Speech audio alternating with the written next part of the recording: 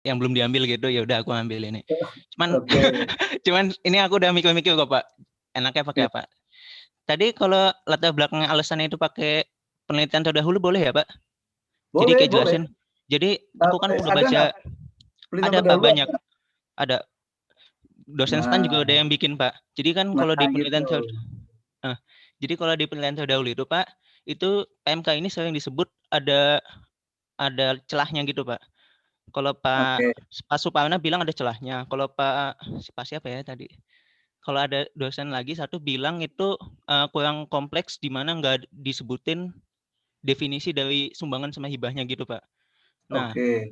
kebetulan kan ini kan PMK-nya baru Pak, 2020 Hmm, kemarin. Sedangkan hmm, penelitiannya itu kan tahun 2019, tahun 2018 sama tahun 2020, tapi pas PMK-nya belum ada Pak.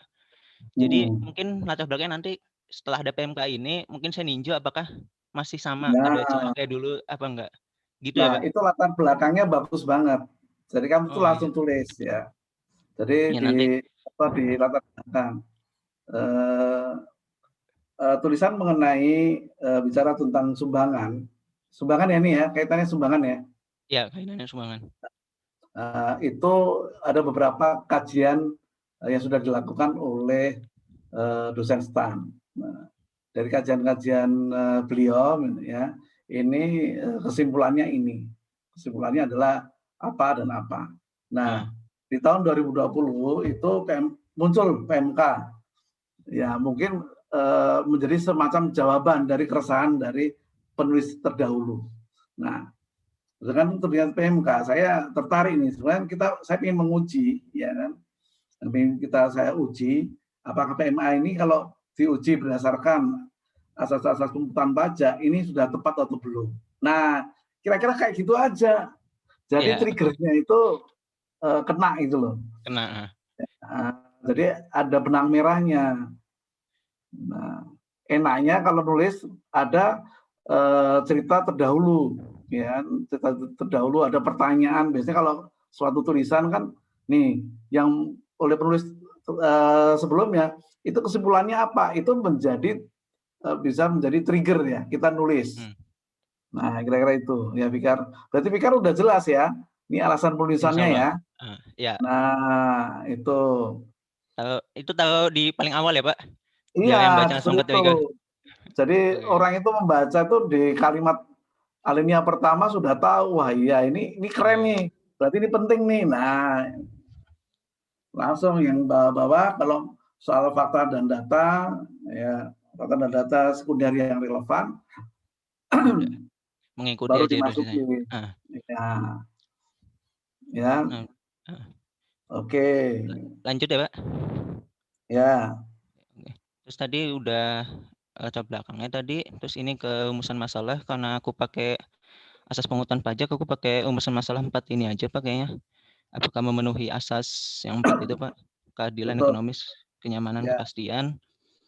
Tujuannya berarti kan apa mengetahui pemenuhannya Pak, ya pemenuhan betul, asas keadilan. oke, Terus untuk ruang lingkup ini aku waktu itu aku ini belum bikin batasan sih Pak ya. Jadi aku nyeritain ini tidak membuat pembatasan khusus pada penelitian ini. Cuman aku jelasin kalau aku fokusinnya ke PMK 90 dan ketentuan perpajakan lainnya yang terkait dengan bantuan sumbangan atau hibah. Soalnya kalau yang penelitian dahulu kan belum ada PMK 90 ya Pak. Jadi mungkin ini buat pembanding Pak. Peraturan yang lain ini yang dulu-dulu sama yang PMK 90. Nah, ya, terus tidak menutup kemungkinan mengikutsertakan peraturan lainnya. Peraturan lainnya itu kalau aku rencanain ini masih mungkin aja sih Pak. Kan di PMK 90 itu dibahas peraturan koperasi gitu Pak. Mungkin aku masukin nanti. Terus lanjut ya Pak. Manfaat ya. penulisan ini aku kayak ini umum aja sih Pak, memberikan gambaran. Oke, ya, itu nanti bisa sambil jalan. Oke, Oke. sekarang masuk landasan teori. Kamu teorinya udah belum? Teorinya udah Pak beberapa. Ini aku buka. Teorinya itu aku bukanya pakai asas pembentukan undang-undang Pak. Boleh, Jadi ya, pakai yang Undang-Undang Nomor 11 tahun 2012 itu. Ini ya, cuman aku baru nulisin asas-asasnya aja sih Pak. Ini ya. dijabarin itu ada panduan nggak ya Pak? Kalau dijabarin Contoh, ya. satu-satu kayaknya banyak Kamu banget. kalau kalau Enggak juga nggak apa-apa. Tapi kalau kamu ingin jabarin ya boleh. Oh, Ya kan? mungkin jabarin beberapa aja boleh nggak ya Pak? Jadi misalnya nanti aku pakai gitu Pak di bawah, aku jabarin di atas. Tapi Enggak, jadi nggak tadi lengkap sih. kalau ini nanti yang di teori-teorinya kan kalau ini kan empat-empatnya kan ya. Jadi teori Ya, keadilan, teori kepastian hukum, teori ekonomis. convenience of payment, dan Yes. ekonomis. Nah, itu yang kamu kembangkan. Oh, itu aja. Nah, ya ini pembentukan undang-undang terus apa lagi? Terus ini hierarki, terus ke Ya, pengertian pajak Pak, menurut Pak. Terus ke pengertian penghasilan, ini Pak aku pakai ini Pak ada ya. rujukannya. Nah, karena ini masalah penghasilan ya. Terus ke objek pajak dan bukan objek pajak, ini rujukannya. Ya, Terus sumbangan ini ya. aku nyebutin contoh yang dikecualikan dari objek pajak, cuman aku nyebutin 2 aja nggak apa-apa, Pak? Biar nggak kepanjangan. Aku tulisnya meliputi sih. 2 ini kan yang nanti aku pakai, Pak. Gitu. Tapi sebenarnya kalau kamu menyitir sebuah pasal, ya disebut Semuanya. semuanya. Semuanya. Ya udah nanti Iya, ya udah nambah-nambahin halaman deh, nggak apa-apa. iya. Oke, asas pemungutan pajak. Asas Nah, penggunaan pajak. ini Heeh, kan yang Adam Smith. Nah, terus ya. berikutnya ada nggak yang di luar Adam Smith? Belum, Pak. Nah, Masih tadi mikir-mikir, Pak. Rizky kan tadi udah Rizky. mengembangkan itu Ah, teori teori keadilan John Rowland itu. keadilan. Nah, itu boleh kok nyontek itu nggak apa-apa. Boleh, Pak. Pola boleh, lo boleh. Kan kalau buku kan hasil itu kan Oh ya iya nggak benar. tulisan Rizky, apa mau ditulis siapapun kan ini. Rizky kan juga nyontek ya, Pak. Iya, Tidak kan cuman kita nyontek ke siapa itu. iya. Oke. Jadi nambahin itu ya Pak tadi yang Oke. asas Ya. teori keadilan. Terus ini ke Empat, penafsiran hukum. Apa? ada empat tuh. Oh iya, 4. Apa Jadi aku satu nanti aja kali ya, Pak? tergantung nanti jumlah halaman ya. Nanti Hmm. kalau memang ini kebanyakan, nanti apa yang perlu perlu kamu hilangkan. Misalnya penafsiran hukum tuh nggak perlu. Hmm. Misalnya untuk kamu tuh sebenarnya nggak perlu amat penafsiran hukum itu. Misalnya, tapi kalau kalau itu masih kurang halamannya, dicantumin nggak apa-apa. Kamu kan ada teori penafsiran hukum Oh, kan? iya ini. Nah, Aku iya. nambahin. Ya udah. Iya. Nanti aku Ini pilih-pilih lagi, Pak. biasanya kalau penafsiran hukum itu biasanya kalau kajian hukumnya itu empiris, yuridis empiris. Jadi tentang pelaksanaan. Nah, misalnya kajiannya itu tentang Hmm. pelaksanaan, misalnya ini pelaksanaan tindakan yang di penyanderaan itu ada kan yang penyanderaan itu tadi siapa? Pengen lihat tentang pelaksanaan penyanderaan. Itu kan berarti kan akan melihat dari sisi jurusitanya. Mereka itu mengartikan sebuah aturan itu pasti kan pakai penafsiran. Nah, kalau ada masalah apa undang-undang yang nggak jelas kalimat apa artinya itu pakai penafsiran kan, nah, itu perlu dimasukkan teori penafsiran hukum ya. Tapi kalau ini kan hanya menguji dengan asas itu tadi kan, Iya. ada Smith kan, nah itu kan nggak ada kaitan dengan penafsiran hukumnya sih sebenarnya Oh iya. ya. Tadi aku mikirnya aku nafsirinnya kayak mana sih, Pak? Tapi Itu penafsiran aturannya. Kalau ini kan berkaitan dengan istilahnya bukan aturan di dalam yang akan mau dilaksanakan kan, posisi hmm. aturannya sendiri itu kalau diuji dengan keadilan, adil nggak sih aturannya ini? Gitu. Ya. Tapi kalau untuk tadi memenuhi halaman ya nggak apa-apa. Tapi Ya udah. di tulisan akhir kan nanti ada ini ya komposisinya ya, Iya. antara bab 1, bab 2, dan bab 3 itu berapa persen. Nah, itu biar terpenuhi. Ya. Iya, iya, baik, Pak. Nanti tak sortir ulang sama teman-teman. Coba yang ini penelitian terdahulu ada. Coba ada nggak? Ini penelitian terdahulu, Pak, di bagian Nah, landasan teori. Ini Pak Cotip, Pak Faisal Ahmad Cotip. ya. Dosen STAN ya, Pak. Kalau nggak salah ada namanya waktu itu. Aku nggak tahu sih. Nah, Ini Kalau Pak Faisal ini inti penelitian itu kalau bahwa sumbangan sama hibahnya itu kan belum ada Ya. pengertiannya Pak. Jadi dia bikin pengertiannya gitu Pak. Mana ya? Nih Kamu harus kalau bikin, ada ya enggak sebentar. Kamu bikin bagan yang apa? belum jadi Pak. Perbedaannya belum. Ini masih pilih-pilih. Nah, ini apa nih? Ini apa nih? Nah, Cuman ini perbedaannya. formatnya belum sesuai sama yang di itu sih Pak. Di Oke. yang contoh. Aku masih Ya, bikin ya. asal nama, tahun, judul sama perbedaan langsung. Oke, nggak apa-apa. Ya. Jadi bedanya apa? Kelihatan nggak? Perbedaannya Eh, Berapa, kalau kamu apa bedanya? apa ya Pak? Kan Ya di sini beda kan jauh. Beda jauh Pak. penghasilan pembayaran atas penghasilan berupa bantuan sumbangan. Kalau kamu Membahas sumbangan sekarang jelas Pak. tulis bahas peraturan Eh, pelaksanaan pengecualian. bukan pelaksanaan deh ini Pak. Salah.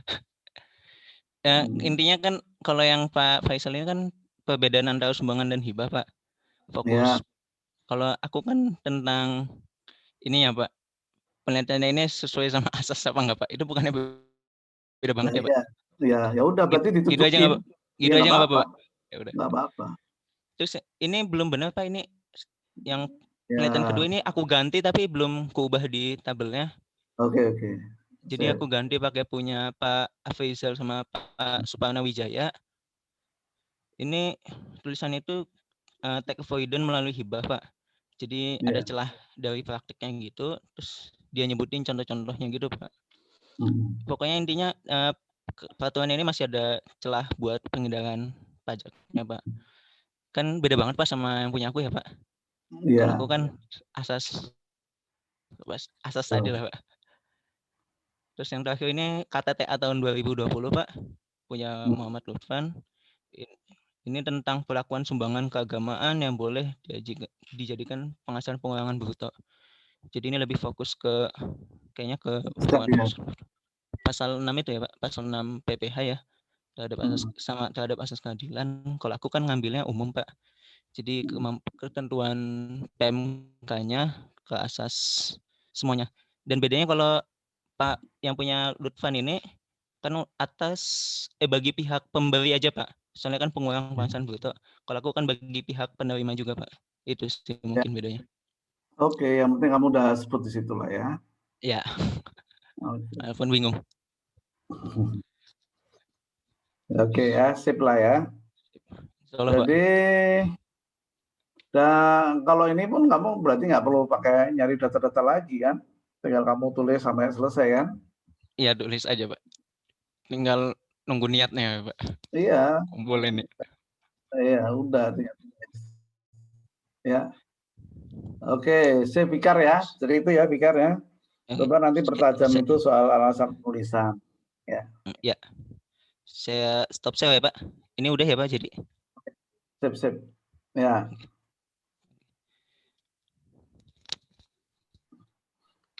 Oke, tadi saya sebut Mas Yoga Herlambang nih. Baik Pak, di sini share screen. Ya.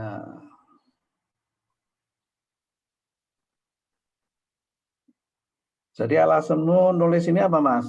Mas Yoga. Alasannya ada sih di bawah sini Pak. Ini dari kalau saya lihat dari grafik konsumsi rumah tangga Kabupaten Bojonegoro di tahun 2019 yang disajikan oleh BPS, ini menunjukkan kalau konsumsi hotel dan restoran itu ada di tingkat ketiga dari total, sehingga ini adalah indikasi tumbuhnya industri restoran di Bojonegoro. Jadi dengan adanya peningkatan ini, apakah pajak restoran tiap tahunnya itu meningkat atau bagaimana terhadap PAD seperti itu. Kemudian dari observasi saya sendiri kan beberapa tahun terakhir restoran menjamur dan ditandai dengan adanya seperti kayak kafe seperti itu. Kemudian saya ingin melihat apakah tiap tahunnya itu ada peningkatan kemandirian daerah di Kabupaten Bojonegoro khususnya yang disumbangkan oleh pajak restoran. Dan ini juga grafik dari penumbuhan jumlah restoran di Bojonegoro yang telah dihimpun oleh BPS Bojonegoro.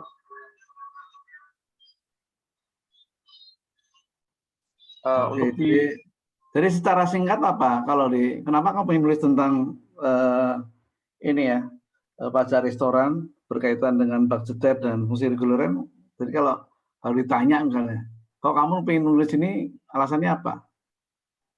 karena ini Pak, tiap tahunnya kan restoran itu di Bojonegoro selalu meningkat. Jadi saya ingin tahu apa itu peran pajak restoran di Berapa persen? PAD dan di APBD. Berapa persen itu tadi? 19%. Berapa persen ya?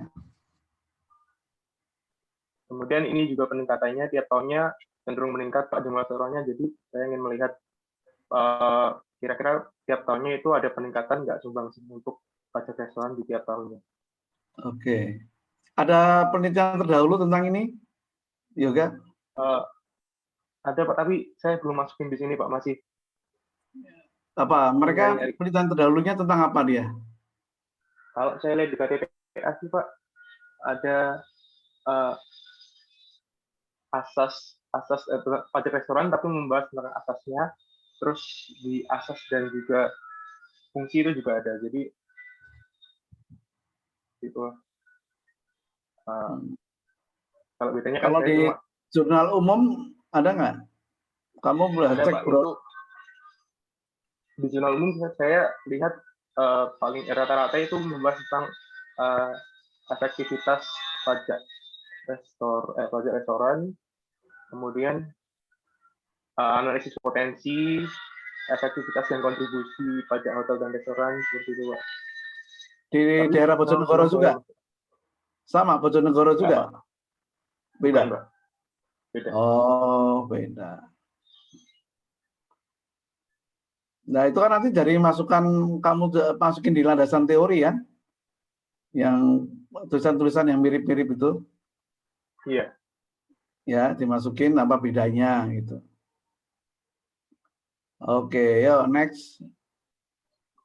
Kemudian Rumusan masalahnya. saya, pertama bagaimana jalannya fungsi budgeter, kemudian bagaimana jalannya fungsi reguleran, kemudian bagaimana peran pajak terhadap pajak daerah dan pendapatan asli daerah.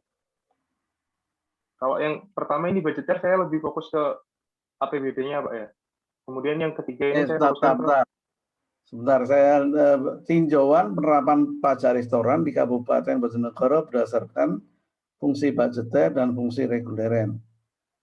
Nah, bagaimana jalannya fungsi budgeter dalam jalannya fungsi? Maksudnya apa ya? Jalannya fungsi budgeter, jalannya fungsi reguleran. Maksudnya fungsi reguleran itu diterapkan nggak Pak? Maksudnya kan di peraturan misalnya ada gini bahasanya jangan jalannya itu kayaknya nggak formal ya. Bagaimana pelaksanaan fungsi budgeter gitu loh. Bagaimana pelaksanaan fungsi budgeter dalam dalam penerapan pajak restoran di Kabupaten Bojonegoro. Bagaimana pelaksanaan fungsi reguleran dalam penerapan pajak restoran di Kabupaten Bojonegoro. Nah gitu ya. Bagaimana jalannya itu kan kayaknya kurang ya. Ya pelaksanaan aja pelaksanaannya. Bagaimana peran pajak restoran terhadap penerimaan pajak daerah dan ya. Jadi nanti ada data-data ini ya, hasil dari kajian kamu tuh tentang berapa persentase gitu ya. Nah kalau dari angka kan terlalu sederhana ya, Mas Yoga. Angkanya bisa ketebak nggak? Naik kan 19% gitu ya. Betul nggak Mas? Mas Yoga mana? Hilang ya? Halo? Yoga di mana, Bro? Hilang, Pak. Oh, hilang. Pas ya? penting saya nanya itu.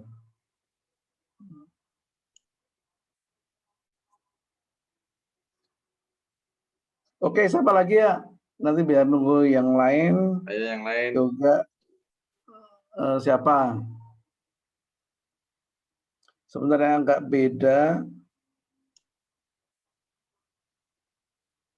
Nih, Muhammad Muarif nih yang nulis tentang penelitiannya tentang penyanderaan ya. Iya, Pak. Coba. Ya.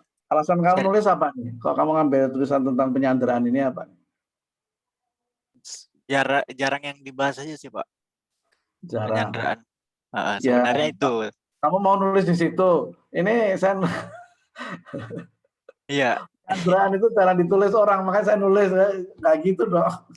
Tapi saya juga ada lihat ini, Pak. KTT Akating sebelumnya juga ada yang bahas penyanderaan sih, Pak. Tapi kayaknya dia lebih ke pelaksanaannya gitu. Ya, kalau kamu apa? Kok tiba-tiba? Kalau Tapi alasannya yang ilmiah dong, jangan ini karena jarang ditulis Pak gitu. ya ini Pak kan terhadap asas keadilan Pak. Jadi saya ingin teliti Iya, aku tahu tentang ini. Kenapa kamu ngambil tema penyanderaan itu loh? Bagi kamu apa nih? Jadi membuat semangat kamu nulis tentang penyanderaan. Karena penasaran aja sih Pak, kenapa bisa kok ada orang itu warga negara disandra karena masalah pajak gitu Pak. Biasa dalam kejahatan kan baru disandra, tapi ini masalah pajak gitu Pak. Jarang terjadi tapi ada gitu, terjadi gitu di Indonesia. Itu sih Pak.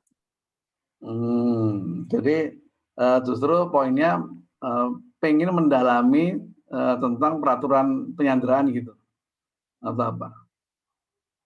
Iya, lebih ke situ sih Pak arahnya. Judulnya apa? Judulnya kamu apa? Tinjauan Ketentuan penyanderaan pajak terhadap asas keadilan, Pak. Nah, jadi kamu meninjau peraturan pajak terhadap peraturan penyanderaan ya terhadap asas keadilan. Iya. Oke.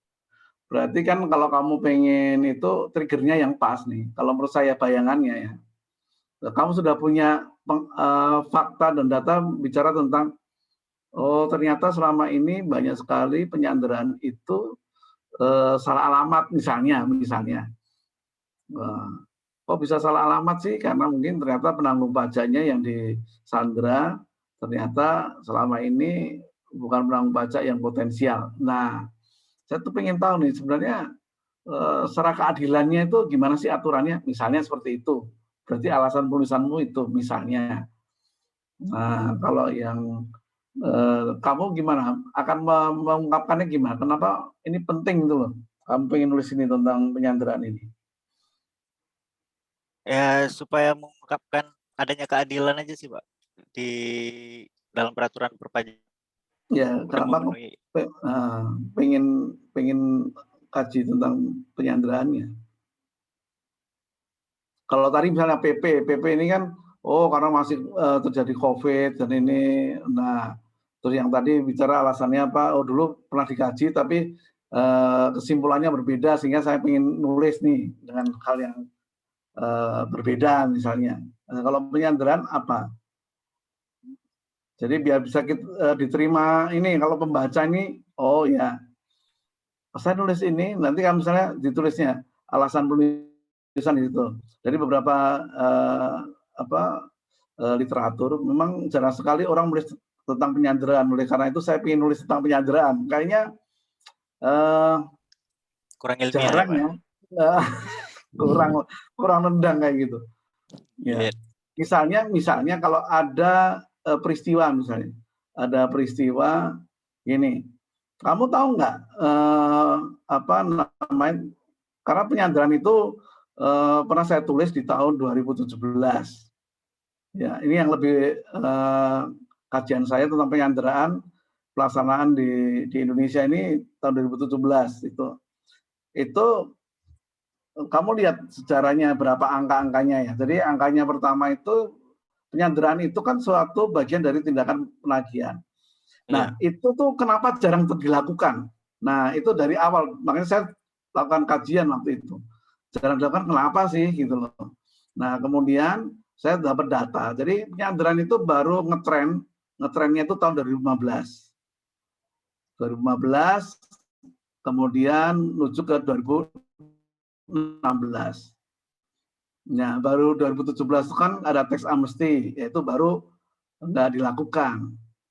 Nah, makanya dulu saya ingin melakukan kajian tentang penyanderaan karena tadi kenapa kok lama ya? Kenapa baru tahun 2015 dan 16 itu dilakukan penyanderaan? Kenapa nggak sebelum-sebelumnya? Nah, akhirnya saya lakukan penelitian tentang penyanderaan di tahun 2015 dan 16.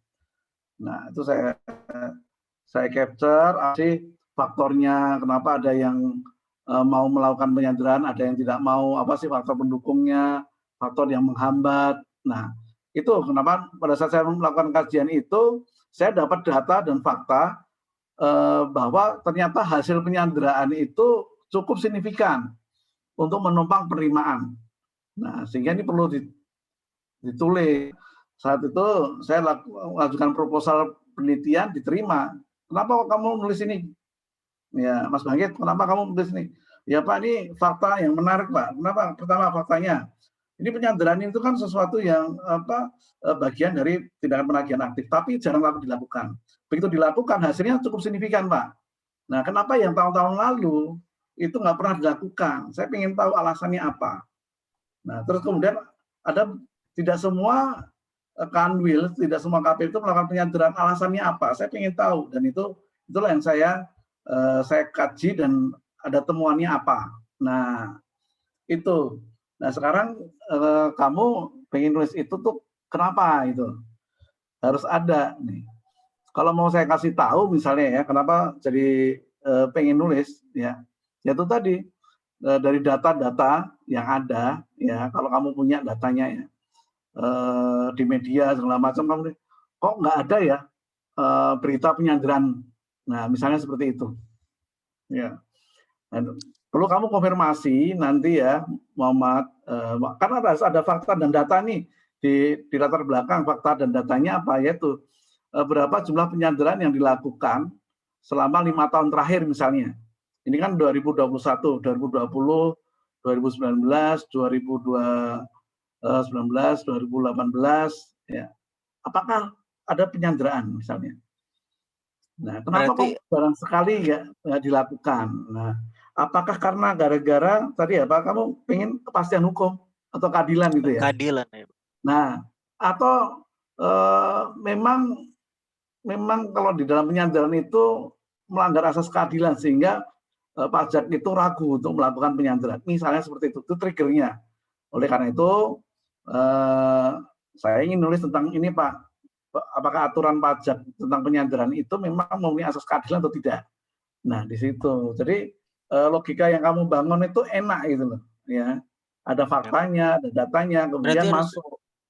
Harus ada data itu ya Pak, pelaksanaan penyanderaan itu dari tahun-tahun sebelumnya. Ya, kalau ada itu lebih bagus. Jadi kenapa kok kamu pengen nulis ini? Karena ada fakta dan data bahwa ini kan bagian dari tindakan penagihan aktif. Kenapa jarang sekali dilakukan? Nah, ya kan? Nah, misalnya seperti itu, ya. Kamu cari aja, kamu coba browsing di ini, saya tidak menemukan. Soal kamu ternyata salah itu nggak ada masalah. Ternyata data itu disembunyikan oleh DJP, ya itu urusan DJP. Tapi kamu bisa aja mencari fakta dan data, ya kan? Penyanderaan ada nggak dari Google ini nggak ada, dari kajian nggak ada misalnya, ya. Atau kamu triggernya cukup simpel, kamu cari nggak tulisan terakhir tentang penyanderaan, ada nggak? Pasti ada itu di dunia maya tuh ada, atau di KTTA ada nggak? Muhammad Arif? Iya Pak. Ada nggak? Kamu udah cek belum? Ya itu yang tahun sebelumnya sih dia tulisnya pelaksanaan evaluasi pelaksanaan penyanderaan di KPPX gitu Pak. Jadi yang dia evaluasi itu pelaksanaannya gitu. Nah, kamu dari situ juga bisa. Dari beberapa kajian itu mereka menguji tentang pelaksanaan, tapi nggak pernah menguji secara filosofis. Sebenarnya kan yang kamu lakukan itu di pengantar PHP, pengatur hukum pajak ini kan ini alasan-alasan filosofis ya. Nggak pernah ada yang menulis tentang alasan filosofis ya, atau menguji aturan itu terhadap asas pemungutan pajak, khususnya tentang keadilan. Itu bisa juga seperti itu. Jadi kamu menyebutkan fakta dan data di dalam tulisan-tulisan teman-teman saya kakak kelas itu nggak ada yang pernah menulis tentang ketentuan penyanderaan, tapi yang ditinjau dari sisi filosofis. Yang ada tentang pelaksanaan itu. Nah, saya ingin tulis tentang yang lebih filosofis, yaitu akan saya uji bahwa aturan penyanderaan ini sesuai nggak dengan asas keadilan. Nah, itu baru logika kamu menulis ini ada gitu loh. Bisa nggak bisa jadi itu berarti semuanya masih di latar belakang ya Pak? Iya. Jadi sebagai alasan. Iya, jadi alasannya itu. Oh, berarti pembaca itu begitu baca tulisanmu di pendahuluan. Oh iya, kalau yang lalu-lalu itu mereka tuh suka masa ya pelaksanaannya aja. Tapi ternyata ada orang yang menulis tentang akan menguji berdasarkan secara filosofis di keadilan. Apakah memenuhi unsur keadilan atau tidak. Nah, orang begitu mau pembaca lihat, oh ini istimewanya tulisannya Mu'arif itu di sini loh. Aku juga pengen baca. Itu maksudnya. Jadi menarik orang lain untuk bisa ikut tertarik untuk membaca gitu. Sehingga memberikan alasan-alasan yang argumentatif. Ya Pak. Ya, baru nanti di situ ada karena penyanderaan sendiri definisinya apa. Kamu di pendahuluan itu tulis gitu ya. Penyanderaan itu apa? Gitu. Dan ini dasar hukumnya apa? Nah, ini yang diuji nanti apakah dari ketentuan penyanderaan itu bisa memenuhi asas keadilan sebagaimana disebutkan oleh Adam Smith dalam bukunya The Four Maxims. Nah, seperti itu. Ya. Iya, Pak. Oke. Kamu ada coba di share screen. Nah. Masih general kali sih, Pak. Belum. Ya, nggak apa-apa. Nanti biar kamu ada bayangan. Coba deh. Biar yang lain juga bisa lihat. Kamu apa coba latar belakangnya? Kurang bisa dibesarin. Persentasenya itu digedein, Mas. Ya, terus. Nah, stop. Nah, seperti ini kan, kalau latar belakang ini kan, apa ya, kira-kira kamu menulis apa ini, softball penerimaan. Terus nanti larinya ke penyanderaan itu loh, ya kan? Di tengah ketidakpastian, menunjukkan etikat baik, membayar pajak, ya kan masih jauh ya. Kita belum dapat benang merahnya. Budgeter, nah ini kan juga masih jauh nih. Kan kalau penyanderaan itu lebih kepada penegakan hukum. Penegakan hukum pajak itu baru. Ya, itu. Ini ada definisi penyanderaannya, Pak. Nah, itu boleh, itu betul nih, betul ya. Karena di awal harus dikasih tahu yang akan mau tulis itu tentang penyanderaan, definisinya apa. Ya. Nah, ini bagus nih yang satu dan ini tentang HAM. Oke, terus. Pembayaran pajak dimasukkan. Oke, terus.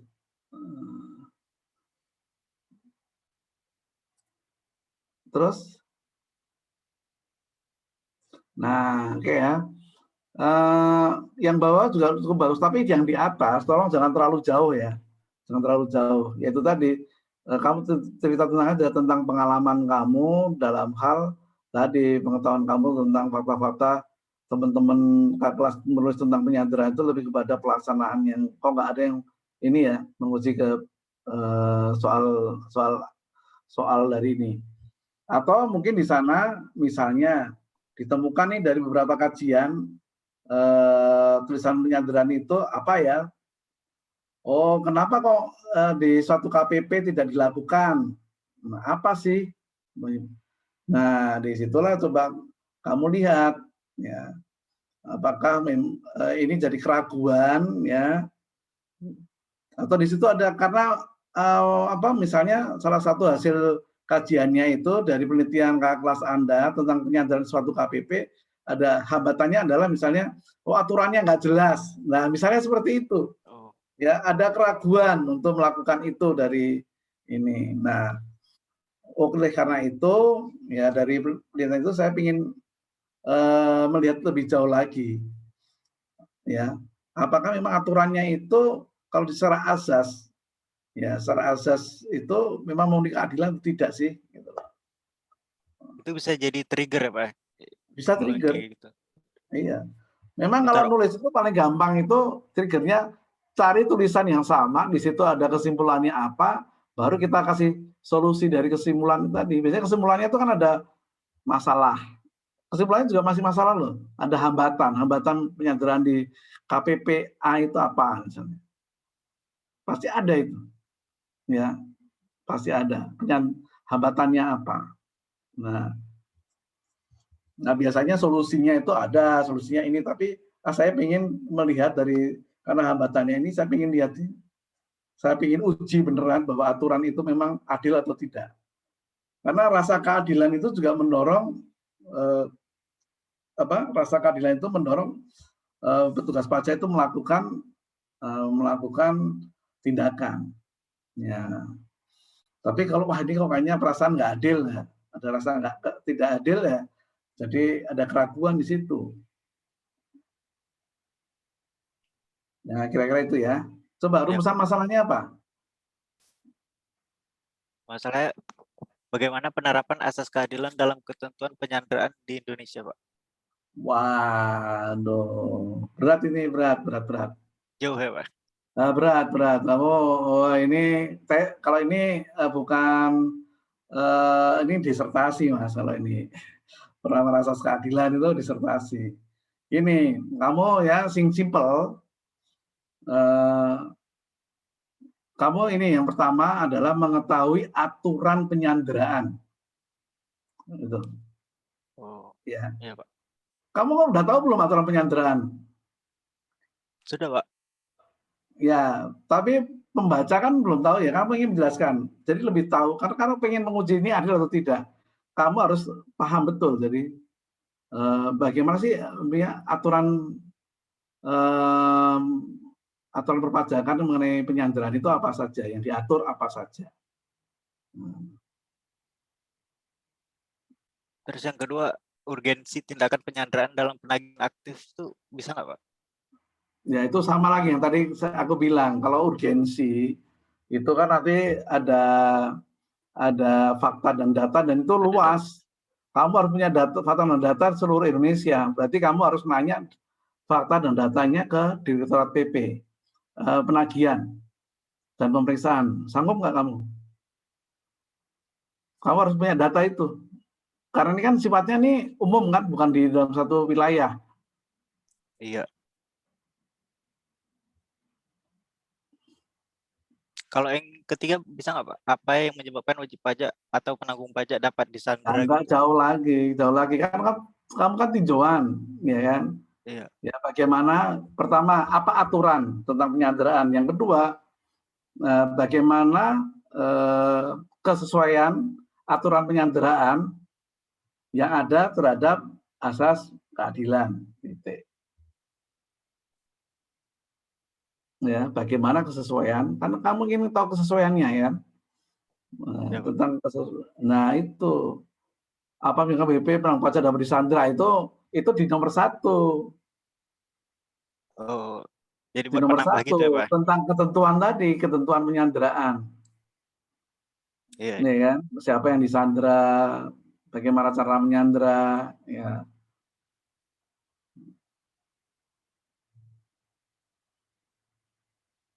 Jadi satu tuh bagaimana ketentuan normatif tindakan penyanderaan menurut hukum positif di Indonesia. Kamu harus cari itu.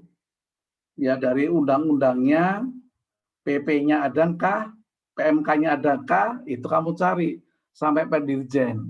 Nah, oleh karena itu, karena ini bicara tentang aturan, berarti kamu landasan teorinya harus ada tadi bahas tentang pembentukan peraturan perundang-undangan di Indonesia. Nah, gitu. larinya ke landasan teori nanti. Ya. Berarti yang sama kayak yang punya yang tadi ya Pak, Undang-Undang Nomor Iya, 12 itu ya? tentang itulah. Jadi bagaimana peraturan penyanderaan di dalam hukum positif di Indonesia. Terus bagaimana kesesuaian aturan penyanderaan di Indonesia dengan asas keadilan. Udah 1 dan 2 aja cukup. Ya. Iya Pak. Itu aja. Apa yang menyebabkan BP dapat disandera itu nomor 1, itu kan di aturan umum itu. Kamu nggak usah bukan rumusan masalah ini, ya kan? Iya. Masalah bagi kamu tadi itu pengen tahu. Yang pertama, ya kamu harus dalemin dulu apa saja aturan perpajakan yang berlaku terkait penyanderaan. Karena kamu saya yakin belum dari undang-undangnya, kamu pasti pengen tahu kan? Undang-undang, PP, PMK, Perdirjennya ada nggak seperti itu? Ya. Iya Pak. Baik, Pak. Nah, landasan teori udah belum? Baru setengah sih Pak, belum semuanya. Ya tadi beberapa dari teman-teman itu yang ini bagus nih kalau kamu pengen hukum administrasi negara, bagus ya. Nah, pakai hukum administrasi negara. Kalau yang lain mau pakai boleh ya. Nah, karena ini penyanderaan lebih khusus ya. Pertama lari ke hukum administrasi negara. Kemudian bagus juga sebenarnya teori tentang penegakan hukum ya. Mas, kamu teori tentang penegakan hukum Profesor Suryono Sukanto. Iya Pak. Berarti nanti tambah penegakan hukumnya Pak. Ya, teori penegakan hukum. Terus teori pengenaan pajak sih Pak. Terus teori pengenaan pajak boleh. Teori asuransi. Ya, ini filosofis ya, teori gaya pikul, enggak yang terus. Penyanderaan, coba penyanderaan apa aja coba? Penyanderaan tuh menurut PP, oke, penyanderaan terus. Sebelum penyanderaan kamu tentang ini penagihan pajak, itu kan bagian dari penagihan pajak. Oh, penagihan pajak secara luas ya Pak? Dari penagihan awal. pajak, iyalah. Iya, Pak.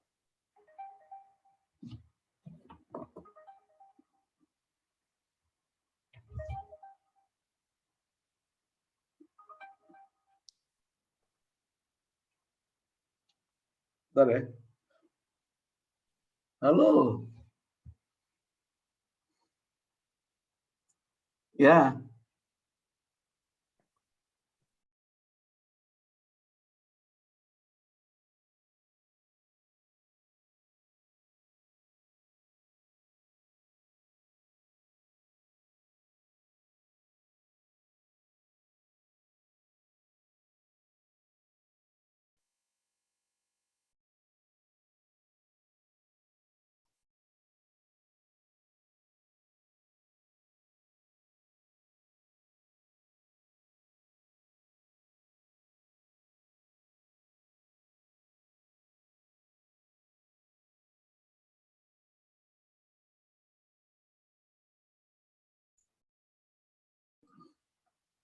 Oke, sorry tadi ada telepon, ya. Ya, penyanderaan, tadi penagihan pajak ya. Iya, Pak. Ya. Coba kamu nanti lebih baca teori tentang penegakan hukum oleh Suryono Sukanto, itu bagus tuh, ya. Iya, Pak.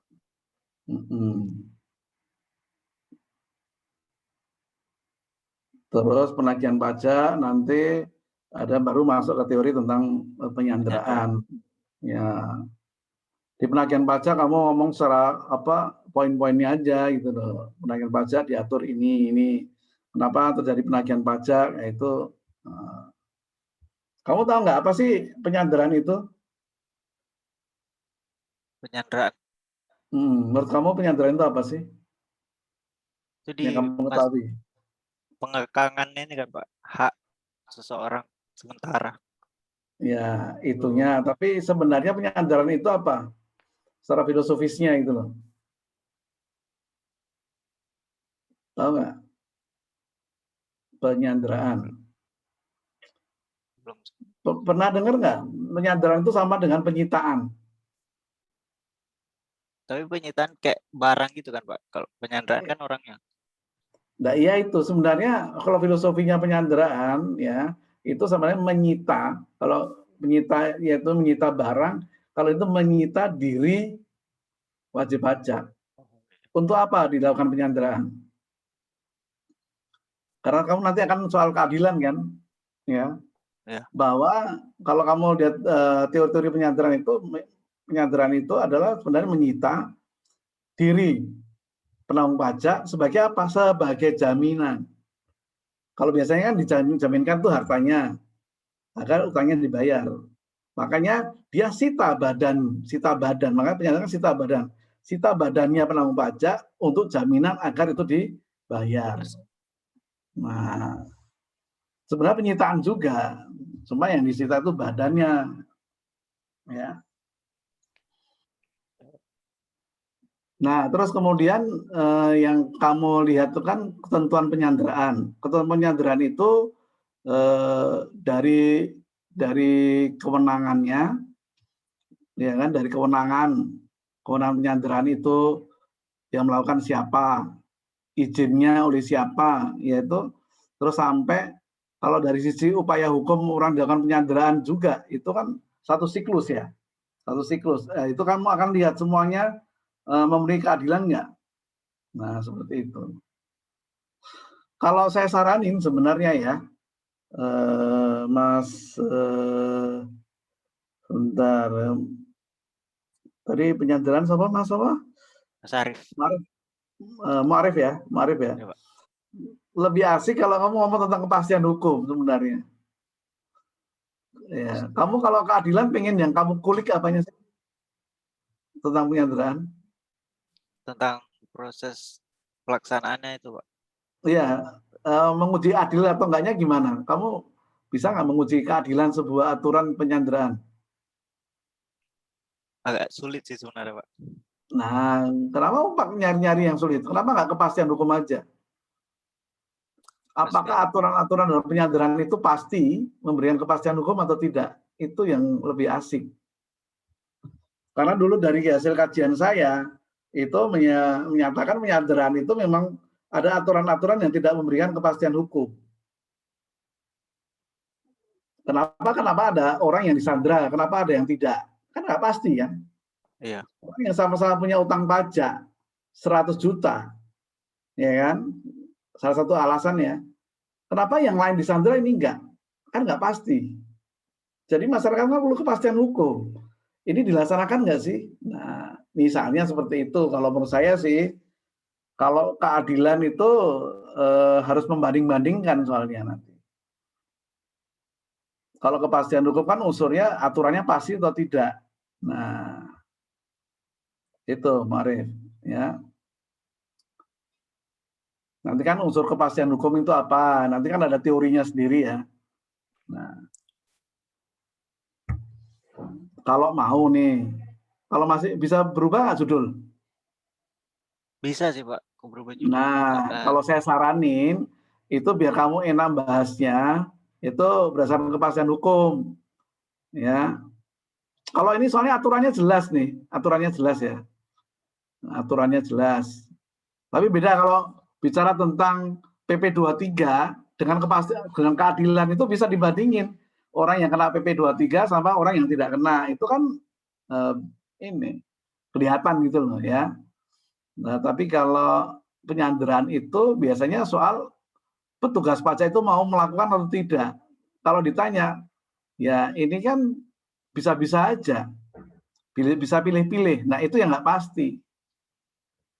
Yang nggak pastinya di situ. Menurut saya ya dari kajian saya dulu itu, kenapa ada yang disandera, ada yang tidak. Ya, karena nggak pasti. Ya, salah satu misalnya ya saya kasih ilustrasi, salah satu orang disandera itu kalau tidak punya itikat baik. Nah, sekarang itikat baik itu dari mana taunya? Apakah ada aturan orang kayak gini itikat baik, orang kayak gitu itikat baik? Nah, saya uji itu ya, Ma'arif ya, beberapa dari 4 kanwil loh, bayangin, bukan hanya ini 4 kanwil, Kalimantan, Jawa Timur, kemudian Sumatera Utara, kemudian LTO, itu saya uji, mereka itu mengartikan itikat tidak baik itu berbeda-beda. Nah, itu kan nggak pasti. Nah, itu ya. Saya kasih bocorannya aja.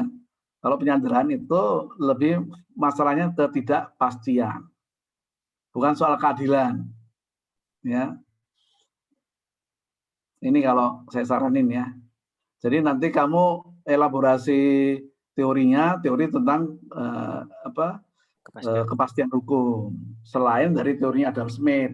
Nah, tadi kan sudah ada tuh yang membahas sampai empat asas Adam Smith dan mereka mengembangkan teorinya. Kamu bisa pinjem ya. Ya. Kira-kira itu ya, Muarif ya. Ya, baik, Pak. Oke, ya sip. Yo, siapa lagi? Kalau yang lainnya merasa oh ya saya salah dan saya akan perbaiki, nggak apa-apa, tidak harus langsung saya kasih saran, kan sama nih ya, sebenarnya sama, semuanya sama. Pasti bagaimana membuat alasan yang baik gitu ya. Kalau yang lain nih misalnya siapa ini yang PP 23 kan ada ya, yang PP 23. Ada, Pak. Sobo. Ya, Pak. Ini, Pak. Alvin. Ya. Ya, coba Alvin. Kalau yang lainnya itu kan yang PMK ini tentang corona, kan mirip-mirip tadi ya. Kemudian yang PP 29 itu ya corona juga. PMK 143 itu juga sama ya, corona ya kan. Itu PMK 143 itu Muhammad Gita. Kemudian PMK 86 itu Alif. Itu kan mirip-mirip ya. Karena kan meninjau itu aja ya. Ya, Pak. Nah, kira-kira nanti Anda harus carikan itunya ya, alasan-alasannya nih. Kemudian siapa lagi nih?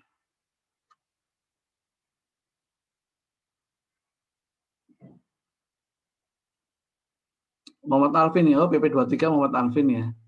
Penulis serta kalau Ali ini berkaitan dengan Ali, kamu tentang apa Ali? Siapa, Pak? Saya, Pak. Hah? Aji, Pak. Aji apa Ali, Pak? Aji Ali. Aji. Ya. Tentang penurunan tarif PPh Badan, Pak. Kajian yuridis atas kebijakan penurunan tarif PPh Tapi nggak ada Badan. kaitan dengan COVID ya? Enggak ya? Tidak ada, Pak. Oke, ya udah. Ya berarti ini dulu deh, Alvin dulu deh. Coba, Alvin. Pak. Vin, apa alasannya kamu menulis tentang ini? PP 23, ini banyak banget loh.